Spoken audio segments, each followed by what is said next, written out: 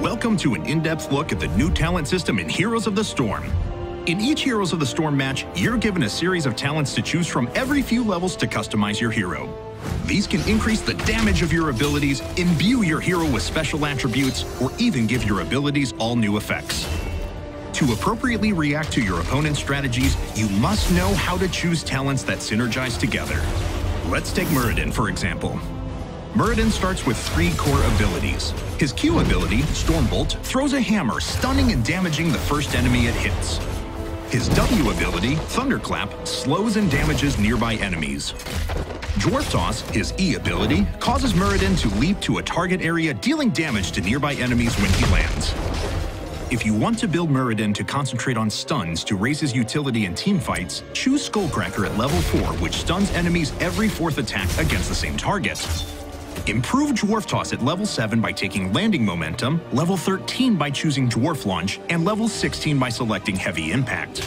This increases the movement speed of Muradin upon landing, increases the range and impact area of Dwarf Toss, and stuns any enemies hit by Dwarf Toss respectively. Combine this with the Avatar Heroic ability at level 10 to allow Muradin to control fights around critical battleground objectives. This is especially useful on Cursed Hollow, where tightly grouped team fights frequently break out around tributes. On the other hand, if you want to focus on damage, take Perfect Storm at level 1, which increases Stormbolt's damage by 5 for each enemy hero hit.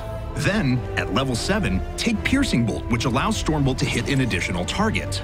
Every time you hit 2 targets with these talents, you'll actually gain 10 permanent damage on Stormbolt.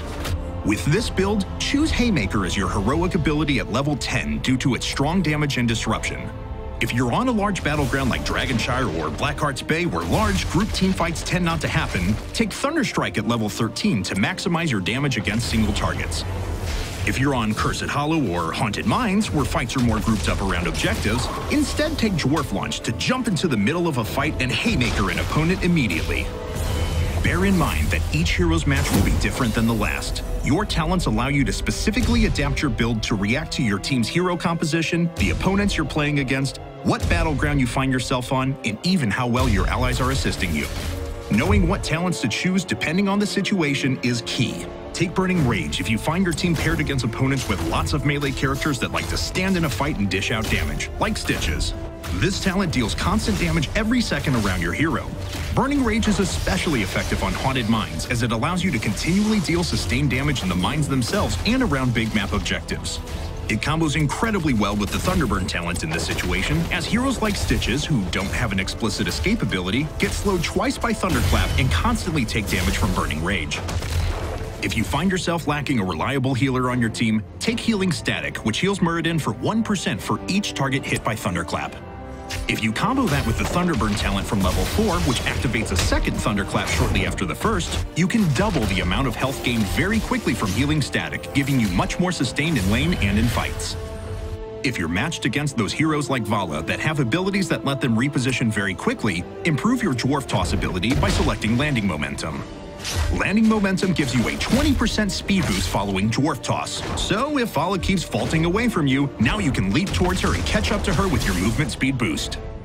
We'll be continuing to update the talent system as the game develops. We're looking at implementing systems that give you a view into your opponent's talents. This will give you the ability to reactively choose your build depending on what you see. That's all for this video. Don't forget you can register for beta access to the game at heroesofthestorm.com. This is Kevin Naki for Blizzard Entertainment. We'll see you next time.